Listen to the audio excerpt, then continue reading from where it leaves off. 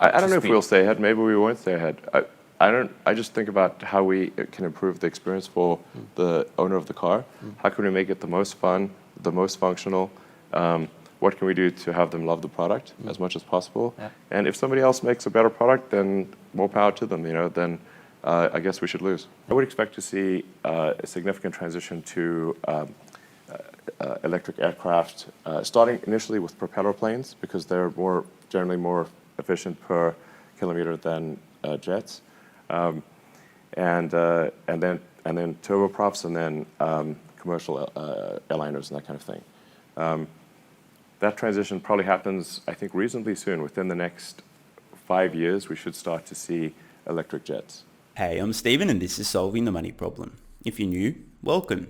If you're not, welcome back. So in this video, I'm reacting to some clips of Elon Musk discussing electric aircraft, why Tesla is approaching autonomy using passive optical, and whether or not vehicle-to-grid makes sense to deploy across Tesla's fleet. So let's get into the video. But first, hey guys, if you live in the US and you'd like to help out the channel and get up to 4 free stocks, check out the link in the description to WeBull.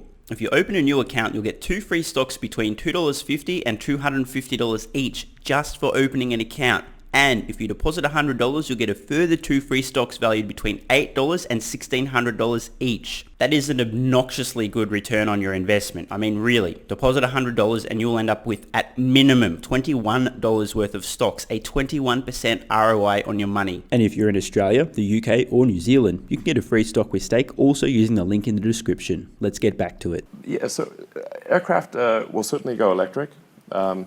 The energy density requirement to have aircraft with a reasonable range is much greater than for cars or ships.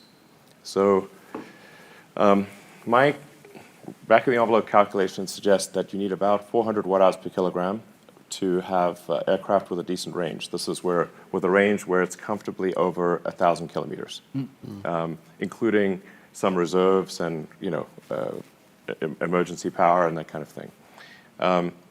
And then as you go above 400 watt-hours per kilogram, it gets really better in a nonlinear way because you spend so much of your energy getting to altitude. Once you get to altitude, the air is thin and your cruise power is quite low. Yeah.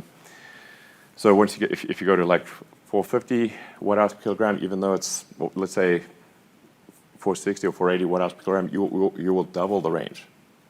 So even like a 20% increase, let's say, in energy density will double the range to at least 2,000 kilometers, if not more.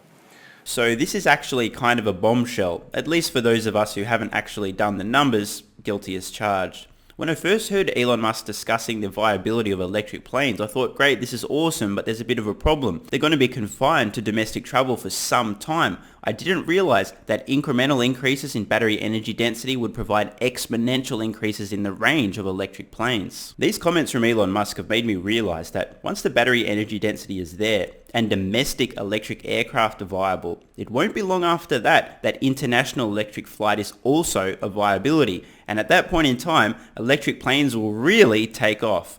That was so bad.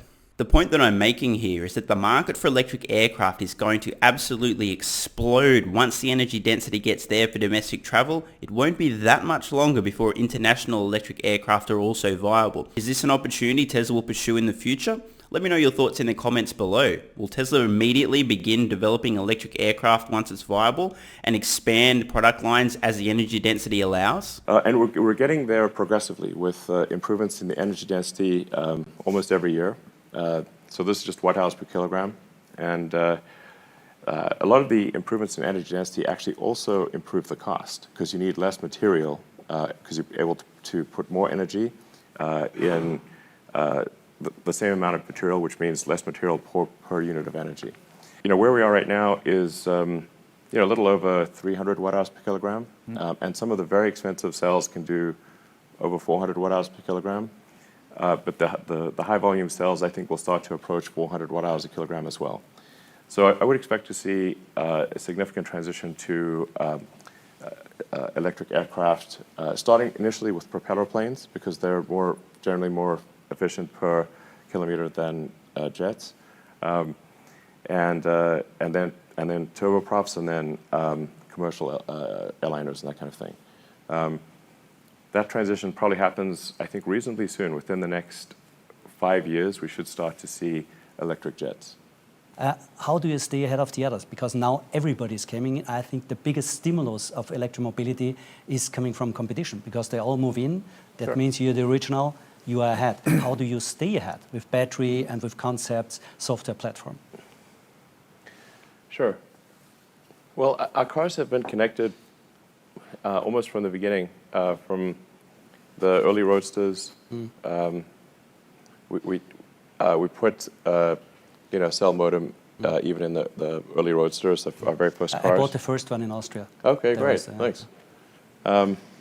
So we started off, I think it was 2G at the time or something, and now our cars are about to transition to 5G and everything. So it's important to have a connected car so you can update the software and you can do remote analysis. So a lot of the problems can be solved with the software update. I mean, our car is extremely adaptable. It's basically like a computer on wheels, and so that this means like less time that people have to go to a service center, and also the car can diagnose its problems, tell the service center ahead of time. We can stock the parts, and then we can be much more efficient about service. And you can also watch any TV on the car. So it has high-speed data connectivity. You can watch really any show you want on the car. Is it a specific entertainment platform, or you just take anything out of the internet?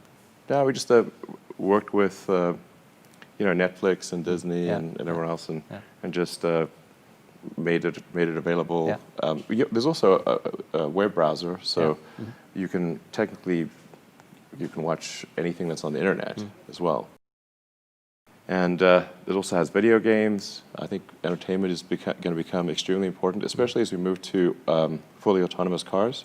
If the car is driving itself, then what are you going to do while you're driving? Probably you want entertainment, maybe some productivity stuff. And the autonomous driving you just do with some sensors, LiDAR, radar, etc. This, or do you need more?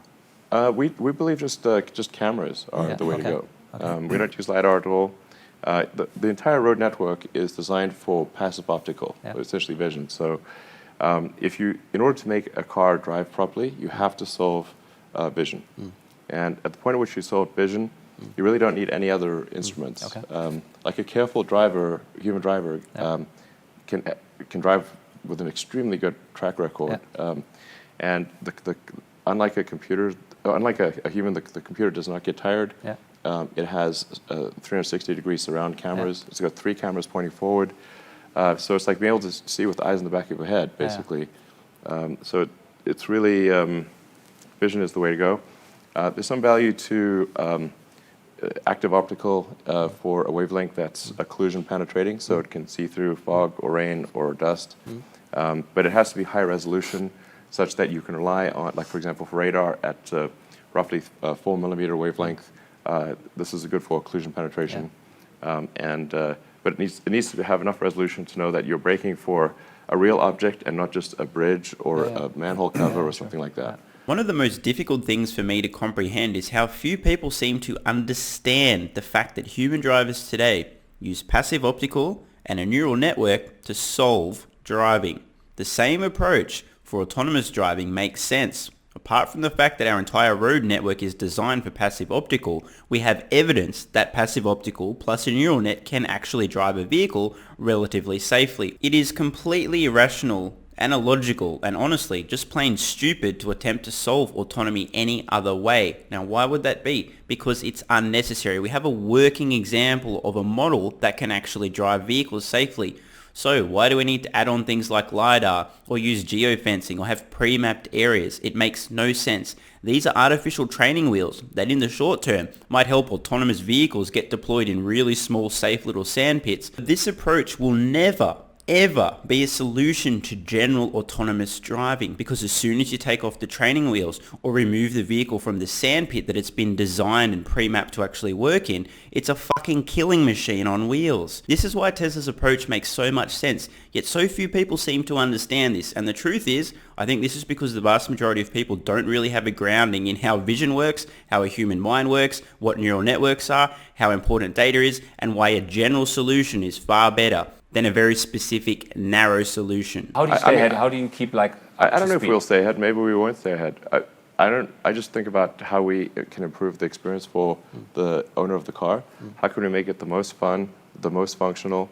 What can we do to have them love the product as much as possible? Yeah. And if somebody else makes a better product, then more power to them. Then I guess we should lose. Yeah. I love Elon's candor here. If somebody makes a better product, Tesla deserves to lose. And the reverse, obviously, also true. If nobody is able to make something better than any product Tesla is offering, they too deserve to lose. And just between you and I think that is the most likely outcome. How do you see mobility in 20 years, especially in urban areas? And maybe you have the one or other ideas who would also help us to further develop our product. Well, I think in 20 years, almost every car made will be fully autonomous. And almost every car made will be electric.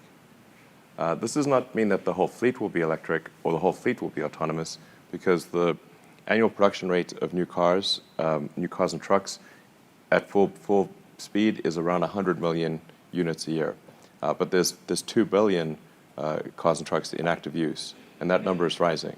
So that's basically, it takes 20 years from the point at which 100% of all vehicle production is electric. It's still 20 years from that point before the fleet is fully electric.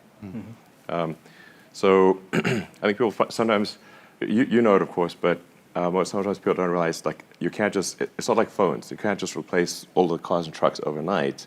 No. Only the new vehicle production is only 5% the size of the fleet. And as it is right now, only a couple of percent of new car production is electric, and at least right now, no new car production is fully autonomous. But 20 years from now, probably essentially 100% electric, essentially 100% fully autonomous.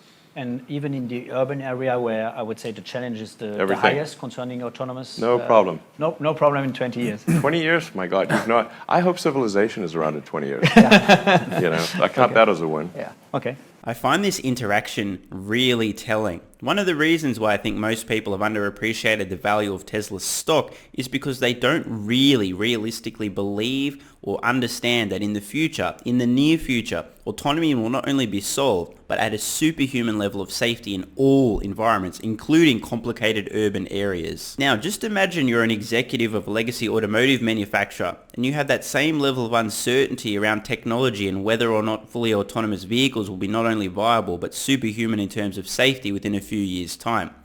If that's you, are you likely to be taking any steps at all towards solving autonomy in your own vehicles? Unlikely. And hence why I continue to say the vast majority of legacy automakers are headed for bankruptcy this decade. Not only are they making the wrong technology, internal combustion engines instead of EVs, which they should have been pursuing for 10 years flat out, but very few of them think fully autonomous vehicles are viable. Therefore, very few of them are even pursuing the technology. Therefore, they're going to be completely and utterly irrelevant before you know it. I mean, I feel quite comfortable in predicting that the vast majority of Earth's electricity generation will be solar and solar and wind, I should say. So wind has actually been, I've been surprised just how good wind has gotten. Wind power is extremely low cost. In fact, a lot of the best wind turbines are made in Germany. So the numbers are extremely good. That needs to be paired with large battery packs in order to buffer the wind power, because the wind speed changes and sometimes it doesn't blow wind. But people want steady electricity. They don't want to just have electricity when the wind's blowing. So you have to pair wind turbines with large battery packs, and the same is with solar. You've got to buffer the solar pack, because obviously it's no sun at night, and sometimes it's very cloudy. Do you see the growing electronic car fleet as a buffer for that, to be connected to the network, or is that unrealistic? I mean, I certainly could be wrong about this point. The early Roadsters we made had vehicle-to-grid capability, but nobody used it. So it cost some money. Nobody was using it, so we turned it off.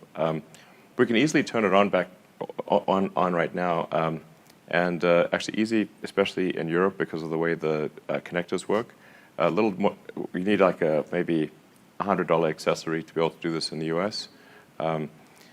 But I really think people want to have a home-based battery. Like I think the future that I see most likely is solar on the roof. So either where the roof itself, this roof tiles itself are solar generating, or it's, solar panels retrofit on an existing roof, combined with a local battery. We have a product called the Powerwall. It's very popular. And then you need to combine that with grid level solar and wind. And then have a long distance high voltage DC connections. High voltage DC is extremely efficient at transferring electric power. No need for superconductors, in my view. Like the energy penalty for long distance electricity transmission is I squared R. So it's the current squared times resistance. So if you just increase the voltage, you can have the current be low, and then your I squared R heating is low. So you have high voltage, low current. You can transfer a tremendous amount of electricity with almost very tiny losses. So just in case you aren't quite sure what Elon is describing here, I will spell it out for you. He's essentially talking about a vision of the future in which Tesla's Autobidder software plays an enormous, pivotal, critical role in moving and distributing energy from point A to point B. Autobidder's software won't just be used for energy market participation for customers who are generating their own power with rooftop solar and storing that in a battery, but this will also be applicable to companies, businesses with large-scale battery storage able to perform energy arbitrage literally in their sleep. Whether or not they're generating their own energy, irrelevant. If they can pull energy off the grid during off-peak times, then resell to the grid during on-peak, this is a profitable energy arbitrage opportunity that Tesla's Autobidder software can power. In other words, over the long term, Tesla will play a pivotal role in much of the world's energy generation, storage, and supply/distribution. Now you still need to compare that. I think there's other sources like hydro, geothermal. I'm actually not against nuclear. I know that some people don't like nuclear, but I think actually nuclear in a situation where there's not natural disasters is actually fine. I don't think you want to have nuclear in a place that has lots of earthquakes or tsunamis or something like that, or big hurricanes with a name. But in places where natural disasters are not a concern, I think nuclear is very safe. I'm in agreement with Elon on this point. I've had the nuclear energy discussion with many people over the past and noticed often people have a very strong, overwhelming emotional response. But he's right. If done safely, and these plants, these facilities are placed in areas that aren't at risk of natural disasters, it's a very viable energy source. I hope you guys have found this video insightful. I really get the feeling that Tesla in the future will begin developing electric aircraft. I wasn't so sure. I thought maybe some domestic aircraft in the future, the VTOL, vertical takeoff and landing electric aircraft. But now that I understand that incremental improvements to battery energy density can provide exponential increases in the range of electric aircraft, I have a feeling that in the future, Tesla is going to build out a roadmap to develop a number of electric aircraft. A little bit of food for thought. I'm Stephen Mark Ryan. This is Solving the Money Problem, and I love you all. And don't forget, if you live in the US and you'd like to help out the channel and get up to 4 free stocks, check out the link in the description to WeBull. If you open a new account, you'll get 2 free stocks between $2.50 and $250 each just for opening an account. And if you deposit $100, you'll get a further 2 free stocks valued between $8 and $1,600 each. And if you're in Australia, the UK or New Zealand, you can get a free stock with stake also using the link in the description. Thanks so much for watching. Let me know your thoughts in the comments below. And of course, if you have any ideas for future videos, let me know. I read all your comments. PS, if you're still watching, you're awesome. If you'd like early access, exclusive videos, regular Q&As, our private Discord server and more, consider supporting the channel at patreon.com/solvingthemoneyproblem so I can keep creating content for you guys. There's a link in the description. You can now also become a member of the channel for some exclusive perks. To learn more, click the join button next to subscribe. And don't forget to check out our merch store. Either way, the best form of support is you being here and watching, so thanks again.